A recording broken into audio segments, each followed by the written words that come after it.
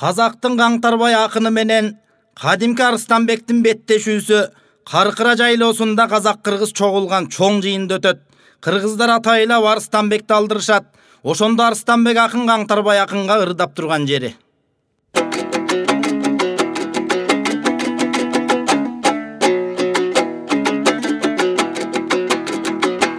Қазақтан чыккан Қаңтарбай кадалууда кептен Қаңтарбай домбураңды чалганча ойбойло бобон салганча каркылдап үнүң калганча каркыраң учар толгонуп кара куш кетер ойгонуп каран туткан султаның кашыңдагы ултаның калың кыргыз олтурат сөздү сынга толтурат каада менен айтышпай өйдө төмөн чарпышпай мени бир мыят кылат деп калар бекен ойлонуп жеңилип калсаң сөз таппай калк баштаган султаның калкагылар ултаның калчылдап жиней келбесин кастарлап топкоң эрчитип калк көрсөтүп телчитип алып жүрбөй жанына эйлик кылбай алыңа кайрылып камчы салбасын кашаңат минген Қаңтарбай калк сөзүндөн аңтарбай капчыгайда калбасын сен казактан чыккан Қаңтарбай мен кыргыздан чыккан Арыстанбай сөз туурасын айталы тозого түн жастанбай мөңкө би айткан кебеле Арыстанбек кимден кемеле санат сөзүм сан эле санжыра сөзүм кабеле нуска сөзүм кумеле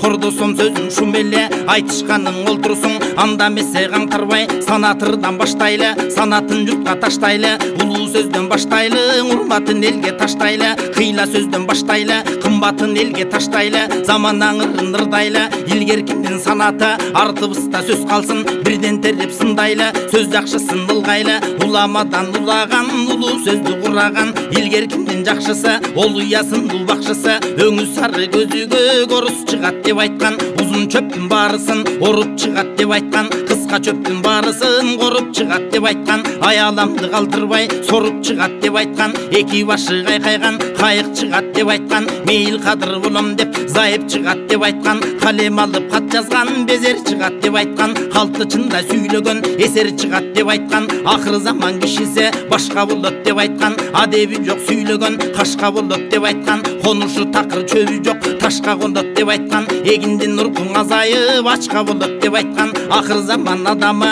бакыл болот деп айткан эгин өсүп чөп чыкпай такыр болот деп айткан андан кийин заманаң акыр болот деп айткан акыр заман адамы алым болот деп айткан аяттын сөзүн бек тутпай залим болот деп айткан аганын тилин ин албай чагым болот деп айткан биринин тилин бир албай жайыл болот деп айткан капыр менен аралаш айыл конот деп айткан акыр заман адамы молдо болот деп айткан акыр заман жакындап келип калды деп айткан о армандуу дүнүйө булут минсең жетпейсиң мурункунун наркына буркурайсың түтүндөй бул замандын артына байыркынын мингене кылтылдаган ат болгон кыргызга киндер чак болгон баатырлары көп болгон байыркыга сөз болгон кырандары көп болгон кылым арта сөз болгон жомогу жолдоң айтылган жоругу жолдо камтылган манасын айтып баптаган семетейин септеген анча мынча ырчыны ашка тойго келдирбей ана мына дедирбей бозбалдар элден кептеген кыргыз кырдан ырдаган кыз кыркыны сындаган тоо башындан ырдаган топ карыя сындаган ашка тойго чакырып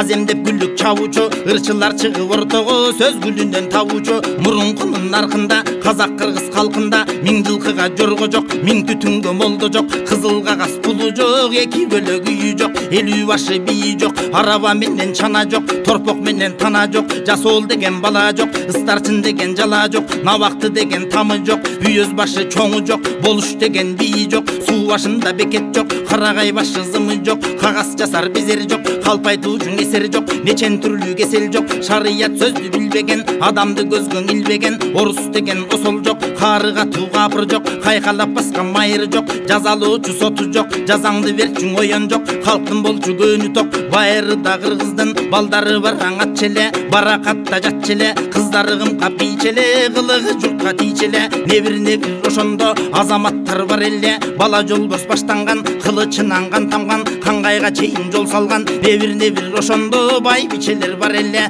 сарам жалы сан эле салтанаты мол эле эми баатырлары пас болду балекет капыргас болду. Кымкап кийген кыздардын тал-талдап өргөн чачлары, осмо койгон каштары түйдөктөлүп жүн болду. Эндик жапкан беттери кызылдын өчүп бос болду. Кыйын заман кес болду. Каселечек байбиче кара жолук салынып, казан кармар күн болду. Кайсы бирин айтайын, кадеми кетип кыргыздын кандай гана күн болду. Кайран өткөн илгерке жардыбайы белгисиз, кулантайы миңгисиз, кулу бии белгисиз. Маңдайлашып жон алган, таңдайлашып дон алган. Акыр заман уш экен, жыты кетти жалбыздын, жарыгың өчтү жылдыздын, баасы кетти кундустун, байымы кетти кыргыздын. Барбар дигер кудурет пааналаган пендеңе кандай күндү тугуздуң. Эми заман куурлар, капыр менен мусулман, камырдай болуп журулар. Кайран гана кыргыздын кылычы кетти кынынан, кыздары кетти сынынан, келиндер кетти келбеттен, уландар кетти уяттан, катындар кетти наркынан, карылар кетти баркынан. Эми заман бузулду, кылжырго жуурап болду, кылтырко тонуң көз болду. Мурункудан барк кетти,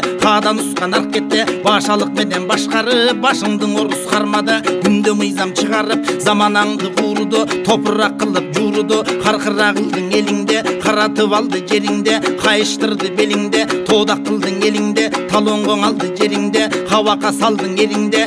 Эми кимге айтасың көкүрөк толгон кебиңде, ичиңдеги кегиңде, жакшы жерден ажырап тоо ташка кыргыз чегинде. Кайберем болду белирде, Арстанбек айтпас тегиңде, сурагы кыйын капырың суунун башын ээледе, сурака жолду бербеде. Эсепкең алды башыңды, карын менен жашыңды, каршы турар чама жок казак кыргыз басынды. Кара жол кылды жериңде, касапкаң алдың элиңде, катуу заман туш келип кайгыга салчу көрүндү. Сары журт болду конушуң, көч алды болдуң орусуң, өз колуңда бийлик жок, кулалы болду болушуң. Кыйынго кыргыз оңушуң, наркы кетти карынын, урматы кеттиң уулуңдун, кымбаты кетти кызыңдын, кыябы кеттиң узуңдун. Кайран заман бузулдуң, кызыл тазыл көчүң жок, кымкап кийген кызың жок, кылымга кетер сөзүң жок, кылычың чабар баатыр жок. О арманды дүнүйө байыркының ойлосом, байтерек түгүл чымчык жок, байыр кылдар бийиң жок, башкалкалар ийин жок, ынтымак курган айыл жок, ызаат кылар байың жок, карагайда чайыр жок, каран тутар жайың жок. Айта бери верте кеч Арстанбектин ичи чок, кыйытып айтар сөз келди, кыйын заман кес келди. Бир күнүң айтар солдат деп, колуңдагы балаңды колмо колмага кармат деп, анда кандай кыласың, ошондо жылдат жыласың. Асты заман бузулду, 5 убак намаз усулду, бейли менен окубай пендең көрөр кусурду. Азаматтан ал кеттиң, аргымактан жал кетти, адыры толо мал кетти, айрыр көчтү нар кетти, желе толгон бей кетти, короодогу кой кетти, козулагы тең кетти. Калың берип кыз албай, каада салтты буз албай, же колунда малы жок, аны табар алы жок, кокуйлап жигит бой кетти. Мындай заман кес келди, Арстанбек айтар сөз келди, кокондуктун сарттары кокуй ишти баштады. Кой көтөрүп бул берип, эки кылып эсебин, эсиңди жаман кетирди, чоң минген сартың эсирди. Байыры кыргыз көрбөгөн пул жыйнаган эсерде, аргыма казып жоруду, азамат көнүң оруду, гүлүгүң азып жоруду, гүлдөй көңүл оруду. Боз балдарың муңайда, баштагыдай көркү жок, кыз кыркының чунайды. О арманды дүнүйө тоо таштардын көркү жок, өрүп жүрчү түлкү жок, өргө толор мүлкү жок, күмүш кармар зергер жок, бүлүк чабар элдер жок, кайберен атар мерген жок, калк арасы бөксөрдү. Арстанбек айтып теңселде,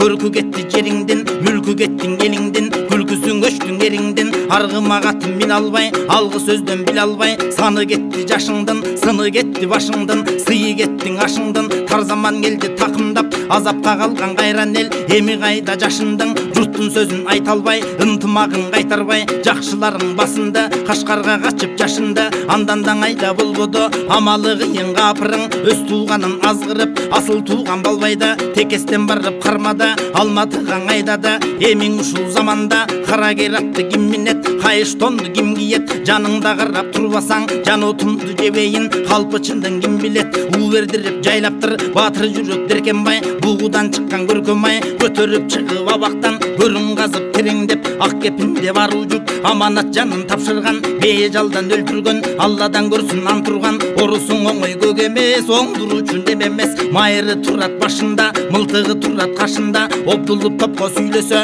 чулдураган сөзү бар, кыккытандай көзү бар, кара колду бийледе, пашанын сөзүн сүйлөдү. Калк башкарган жакшыны камгактайда көрбөдү, мыйзамды катуу баштады. таштады, қарағайға таштады, халықты жаман қақтады, суының башын лейледі, суының башы Сулайман, анында күчі келбеді, халықты қиын тергеді, қиын болды қырғызға бұл орыстың келгені, трашманке минем деп майыр деген немесе, жылқыдан тандап қармады, өз малымды берген деп үрейің ұшқан қырғыздың бірі да басып барбады, қазірді қалды балаға, байыры қырғыз қалбаған, балекетті жалаға, топтауы менен қырмады, толғып тұрып байлады, жүнін жұлып жұлмалап, қанатын қырқып құйқалап, қатары менен жалмады, айтарға сөз да қалбады, мылты күні тарсылдап, бөлдің үсті ған болды, жаш балапан чұрқырап, жұлынған жүні бұрпырап, жалпы жұртқа даң болды, қарыға ту заманды, айта беріп күн түні, Арыстанбек башы маң болды, қазақ қырғыз мұсылман, көзім жетпейді артына, қандай ғана заң болды,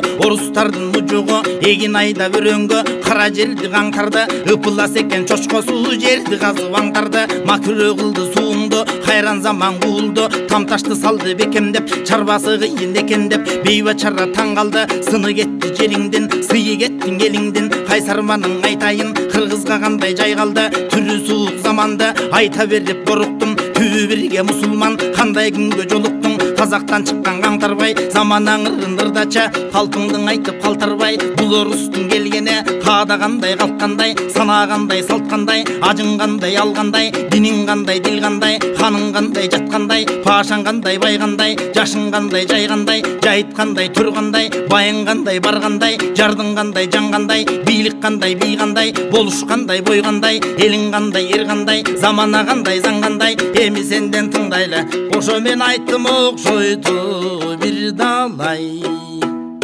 деп Арыстанбек ырдап бүткөндө Каңтарбай акын мен жооп бербей ак жеңилдим деп айтыш Арыстанбектин ыры менен аяктайт. Жолда келатканда Каңтарбайды ээрчитип барган султандарынын бири: "Бул жагы калай болду Каңтарбай? Казак-кыргыз ишинде сенден мыкты ырышы жок эди ғой. Арыстанбекти көргөндө бөрүнү көргөн күшүктөй болуп, корого кире качтың ғой. Бир ауыз жооп бергенге жарамадың" деп жекирип калат. Анда Каңтарбай: "Арыстанбек жети суу кешип өткөн, акыр замандын ырышысы экен ғой. Эки йыгында эки перистеси ойноп отур, солардын айт дегени айтып отур. Акыр заман болмок болду ғой" деп кейиген экен.